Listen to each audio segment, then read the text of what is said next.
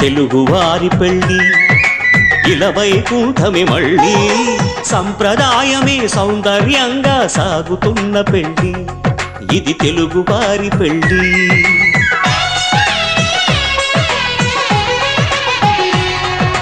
తెలుగువారి పెళ్ళి ఇలవైకుంఠమే మళ్ళీ సంప్రదాయమే సౌందర్యంగా సాగుతున్న పెళ్ళి ఇది తెలుగువారి పెళ్ళి.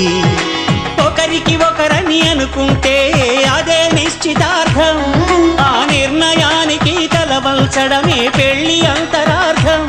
శతమానం భవతి అంటుంది